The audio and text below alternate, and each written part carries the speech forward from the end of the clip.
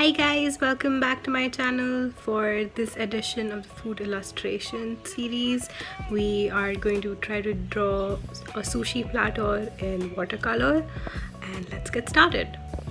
This is our reference photo. I picked it out from one of the Google Images results and I absolutely love it.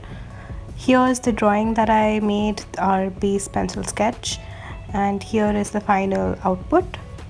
Hopefully this video will give you a fair idea of how we got to this final output from our very basic pencil sketch. So I usually like to start with a very light coat of the different colors that I want in my painting, and the reason why I like to kind of start light and then kind of give more layers to it is because watercolor is a very unforgiving medium, in the sense that it's very hard to correct your mistakes, and if you go with a very saturated amount of color and it turns out you don't like it, it's very hard to undo it or cover it up.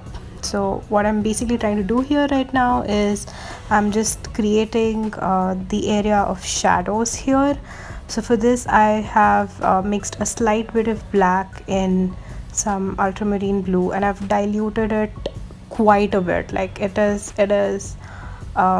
very diluted. There's a lot of water in there. That's why the color that you're seeing here on paper it's very light.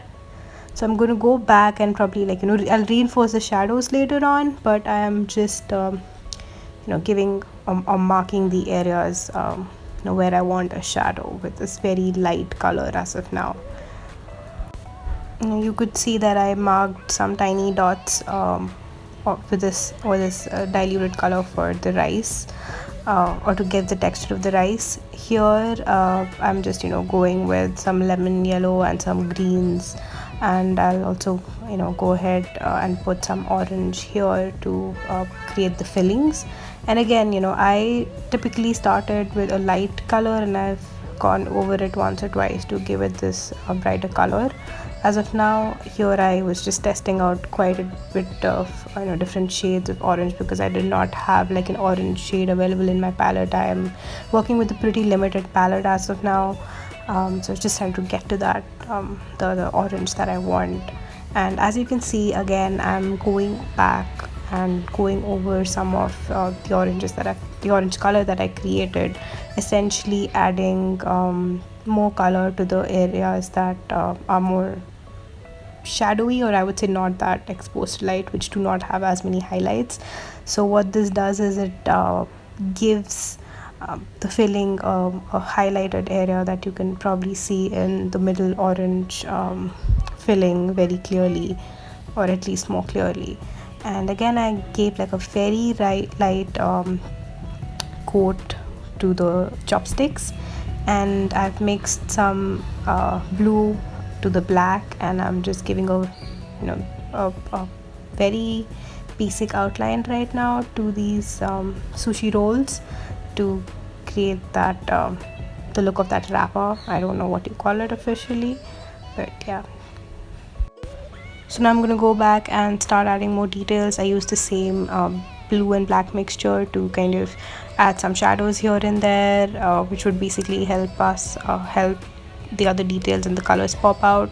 And I'm going back and again using a diluted version, but not as diluted, of the shadow color that we created. I'm again creating spots here again to give the texture of the rice, and because we'd already created a base layer with that very light shadow color, what this essentially does is it's giving it a lot more depth. So what I've realized personally over the different illustrations that I've created is that if you're trying to aim at something realistic, a lot of the times what you need to do is that you definitely do need to kind of go and rework the areas and build layers, and that is what's going to give it more depth and make your painting look even nicer. So what I realized is that my shadows are need to be darker, so that's what I'm doing right now.